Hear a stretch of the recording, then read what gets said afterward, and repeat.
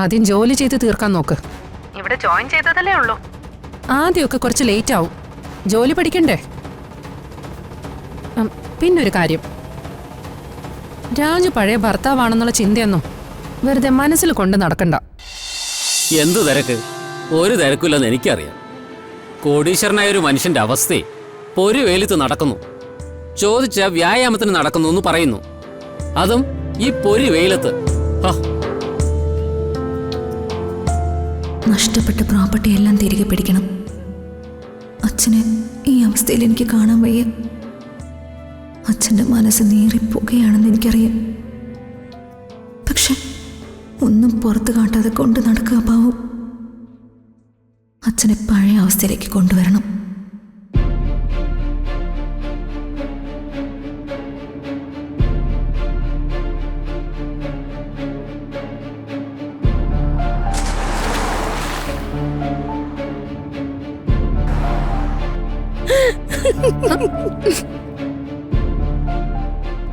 ഒന്ന് വണ്ടി നിർത്തിക്കേ.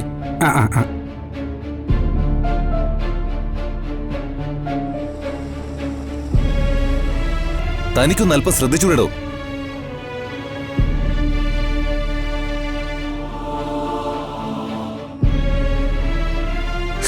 നീ എന്ത് ചെയ്യാൻ പോകുന്നു? അല്ല, വർമ്മ സാറിന്റെ ഡ്രസ്സില് ചെളി തെറിച്ചു. അതിന് നിനക്കെന്താ? അല്ല, മോശമല്ലേ ചേച്ചിയത്? ഒരു മോശമില്ല. ആൾക്ക് അങ്ങനെ തന്നെ വേണം. അയാളുടെ ദേഹത്ത് ചെളിയല്ല തെറിപ്പിക്കേണ്ടത്, ചാണകവെള്ളോ. നീ അവിടെ അടങ്ങി ഒതുങ്ങിയിരിക്കെ. അവന്റെ ഒരു സിമ്പതി. ഇതാ നിന്റെ കുഴപ്പം. പണ്ട് അയാൾ ആട്ടി ഇറക്കിയതൊക്കെ നീ പെട്ടെന്ന് മറന്നോ? അമ്മേ, ചേച്ചി, അത് അവള് പറഞ്ഞതാ ശരി. നീ ഡ്രൈവറോട് വണ്ടി എടുക്കാൻ പറ. അയാൾക്ക് കണ്ണില്ലേ? റോട്ടിൽ കൂടെ നടക്കുമ്പോ നോക്കി നടക്കണം. അല്ലെങ്കിൽ ഇതുപോലെയൊക്കെ സംഭവിച്ചെന്നിരിക്കും. രാജു സാറിന്റെ അമ്മയും പെങ്ങളും നല്ല ഇനം വിഷവിത്തുകളാ. രണ്ടിനെയും സൂക്ഷിക്കണം. സാറേ, ഞാൻ എന്നാ ഇവിടെ ഇറങ്ങിക്കോട്ടെ. ഒരു അത്യാവശ്യ കാര്യം ഉണ്ടായിരുന്നു. ഡോ, തന്റെ വീട് ഇവിടെ അടുത്താണോ? അല്ല, എനിക്കിവിടെ ഇറങ്ങേണ്ട വേറൊരു കാര്യം ഉണ്ടായിരുന്നു.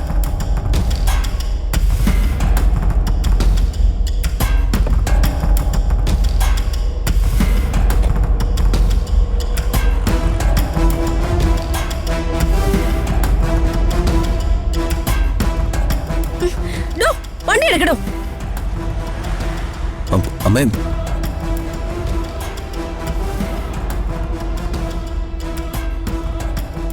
സരദ, വെള്ളം. Thank you. എന്റെ ശ്രദ്ധക്കുറവാ. അവിടെ ചെളിയുണ്ടായിരുന്നത് ഞാനും ശ്രദ്ധിച്ചില്ല. എന്തായാലും താങ്കൾ വെള്ളം തരാനുള്ള മനസ്സ് കാണിച്ചതിന് ഒരുപാട് നന്ദിയുണ്ട്. അയ്യോ സാറേ, ശരിക്കും ഇത് തന്നത് ഞാനല്ല, എന്റെ ബോസാ. പുള്ളി നല്ലൊരു മനുഷ്യനാണ്. നിങ്ങളുടെ ബോസിന്റെ പേരെന്താ? ആർ രാജു. RVM എന്നാ എല്ലാരും വിളിക്കുന്നേ. ആർ രാജു അല്ലേ? അതെ സാറേ. സാറ് വലിയ ബിസിനസ്മാനാണ്. വിദേശത്താണ് കൂടുതൽ ബിസിനസ്സും. നാട്ടിൽ അങ്ങനെ അധികം വരാറൊന്നുമില്ല. അയ്യോ, താങ്കൾ ഒന്ന് കാറ് പോയല്ലോ. അത് കുഴപ്പമില്ല, ഞാനൊരു ടാക്സി വിളിച്ചു പോയിക്കോളാം. ബോസിന് തീരെ സമയമില്ല. അത്യാവശ്യമായിട്ട് ഒരു സ്ഥലം വരെ പോകാനുള്ളതാ. അതാണ് പുള്ളി ഇറങ്ങാതെ പോയത്. സാറ് വേറൊന്നും വിചാരിക്കരുത്. സാരമില്ല. എന്നാ പിന്നെ എവിടെയെങ്കിലും വെച്ച് കാണാം സാർ. ശരി ശരി.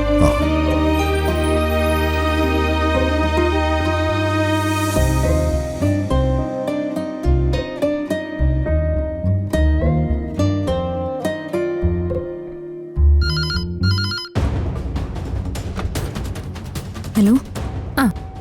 ഋതികെ, ഞാൻ കുറച്ച് ഫയലുകൾ സെൻഡ് ചെയ്തിട്ടുണ്ട്. എല്ലാം ഒന്ന് വായിച്ച് പഠിച്ച ശേഷം ഒരു റിപ്പോർട്ട് തയ്യാറാക്കി തരാൻ സാറ് പറഞ്ഞു. അർജന്റാ. അയ്യോ മാഡം, ഇത് നോക്കി റിപ്പോർട്ട് തയ്യാറാക്കാൻ കുറച്ച് ലേറ്റ് ആവില്ലേ? അപ്പോഴേക്കും എനിക്ക് വീട്ടിൽ പോകാൻ വൈകും.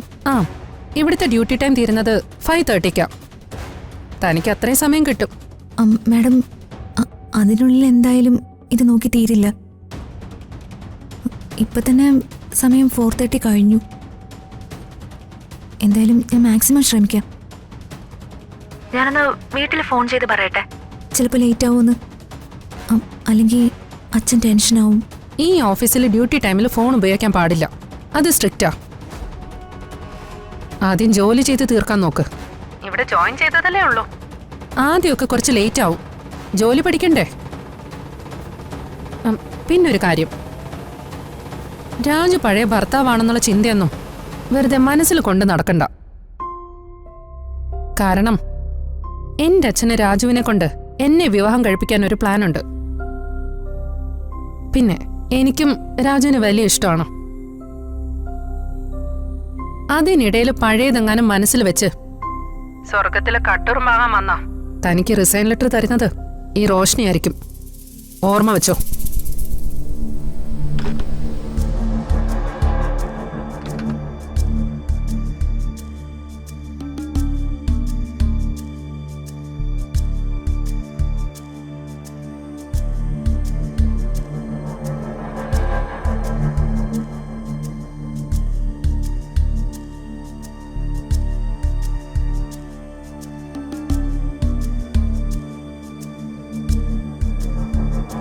ഈശ്വര,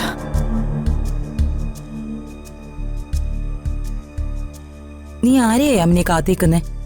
ഋതുമോള് ഇതുവരെ വന്നില്ലേ ചേച്ചി? ഇതുവരെ വന്നില്ലേ? ആര് ചോദിക്കാൻ, ആരുപദേശിക്കാൻ? ഭർത്താവ് ഉപേക്ഷിച്ചു പോയി. അച്ഛനെന്ന് പറയുന്ന ആൾക്ക് ഒരു കെൽപ്പും ഇല്ലാണ്ടായി. ഇനി അവൾക്ക് എന്തോ ആവാലോ. ഇത്രയൊക്കെ ആയിട്ടും നിങ്ങൾക്ക് ആ പഴയ സ്വഭാവം നിർത്താനായിട്ടില്ലേ? ഈ നാശങ്ങളൊക്കെ വരുത്തി വെച്ചിട്ടും നിങ്ങളോട് എന്റെ ഭർത്താവും പ്രതാപേട്ടനൊക്കെ ക്ഷമിക്കുന്നതേ അവരുടെ കൂടെപ്പിറപ്പ് സ്നേഹം കൊണ്ടാ. അത് മറക്കരുത്. ഡീ, മതിയടി എന്നെ ഉപദേശിച്ചത്.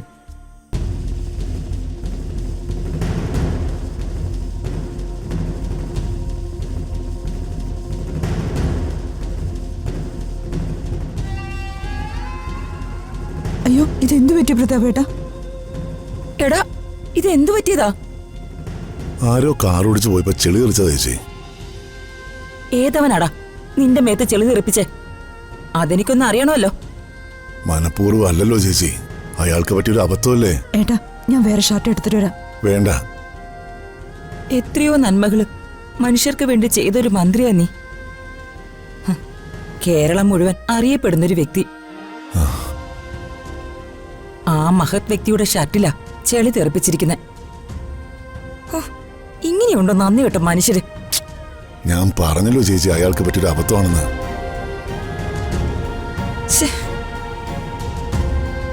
എന്തു ചേട്ടാ?